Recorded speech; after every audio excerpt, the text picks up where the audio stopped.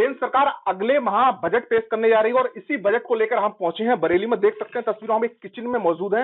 यहाँ तमाम गृहिणी महिलाएं हैं, क्योंकि गृहिणी ही पूरे घर का जो बजट है वो चलाती हैं। और इस बजट को लेकर इन आम महिला गृहिणियों का क्या, इन लोगों की उम्मीद है बजट को लेकर, इन्हीं से हम बात करते हैं और जान लेते हैं। आपका क्या नाम है?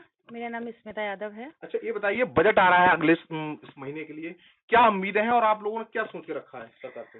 देखिए, उम्मीदें तो हमें 10 साल से ही हैं जो है, मगर फिर भी हम एक बार फिर उम्मीद उनसे करते हैं कि बजट हमारा अगर बिगड़ेगा तो हमारे बच्चों का स्कूल भी बिगड़ेगा और हमारे पतियों का भी, सब कुछ बिगड़ेगा ही जो है। और इसमें ये देखिए, आटा कितना महंगा है और तेल दाल, आप देखिए कुछ भी कोई ऐसा नहीं है कि आम आदमी जो है कुछ खरीद के खा सके या जो है। और जो इनकम है वो बिल्कुल भी नहीं हो पा रही है लोगों की, और उस इनकम में हम लोग केवल खा ही पा रहे हैं मजबूरी में, वो भी।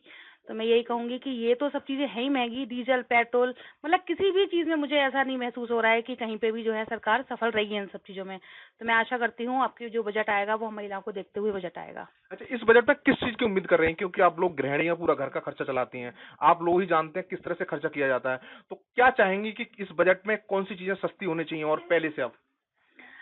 सबसे पहले तो मैं कहूंगी कि सिलेंडर सस्ता होना चाहिए जो है, क्योंकि आम जनता जो भी है, सिलेंडर तो घर घर पहुंचा दिए गए हैं मगर सिलेंडर के दाम उतने ही ज्यादा तेजी पे ला दिए गए हैं। तो और आटा देखिए कितना महंगा है, और तेल, मेन जो छोटी छोटी चीजें होती हैं, आलू है, प्याज है, लहसुन इतना महंगा। तो गरीब लोग और गरीब होते जा रहे हैं, कैसे कैसे गुजारा चलाएंगे अपना। मुझे लगता है पहले इन सब चीजों पे, किचन पे तो खास तौर से ध्यान देना चाहिए। और ये भी बोलूंगी कि बच्चों के स्कूलों पे भी ध्यान देना चाहिए, और डीजल पेट्रोल, क्योंकि हम लोगों को काम पे जाना पड़ता है, तो हम लोग कैसे जाएं, बैलगाड़ी खरीदे, क्या करें। तो क्या उम्मीद है सरकार आप लोगों की इस बजट में कुछ राहत देखिए, मिलेगी? उम्मीद का कुछ नहीं पता, मगर फिर भी हम एक होप लेके चलते हैं कि सरकार जो करेगी अच्छा करेगी। आपका क्या नाम है? नमस्कार, मेरा नाम डॉक्टर दीक्षा सक्सेना है। अच्छा, सक्सेना जी बताइए, क्या उम्मीद है, अगले महीने बजट आ रहा है, केंद्र सरकार पेश करने जाएगी, क्योंकि आप लोग पूरा किचन चलाते हैं, पूरा घर चलाते हैं, तो किन चीजों की उम्मीद है इस पर सस्ता किया जाए, आप लोगों को बताइए थोड़ा।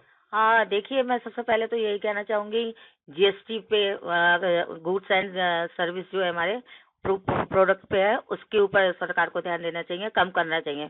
बहुत ही जरूरी है ये होना, जीएसटी कम होना।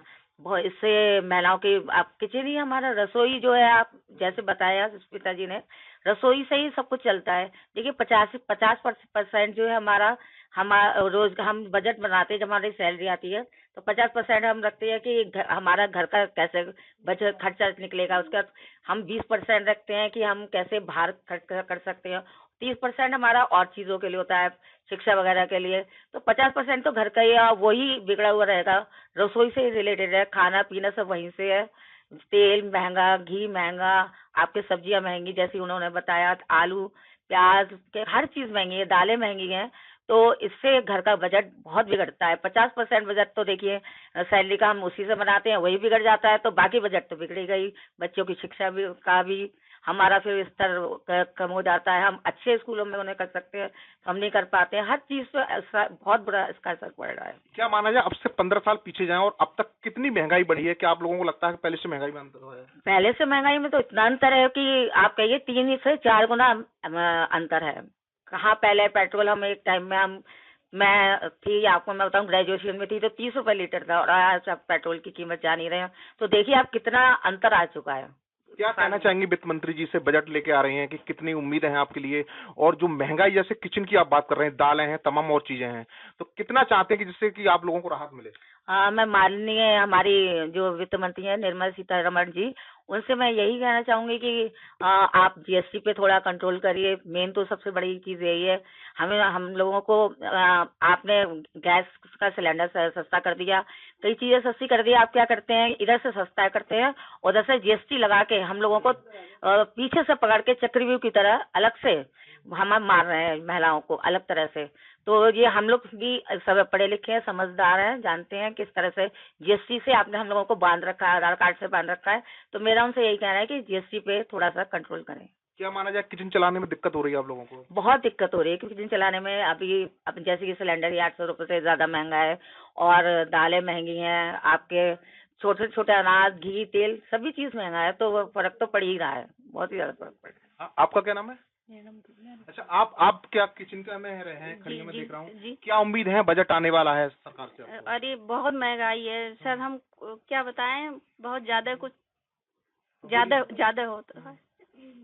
अच्छा, आटा चावल महंगा है? बहुत महंगा है, तो दालें वाले सब सिलेंडर, जैसे कि हमारी भाभी जी ने बताया, आटा महंगा है, सब चीज महंगी है। दाल अब हम लेने जाते हैं तो दाल बहुत महंगी देते हैं दाल, दूध भी बहुत महंगा है।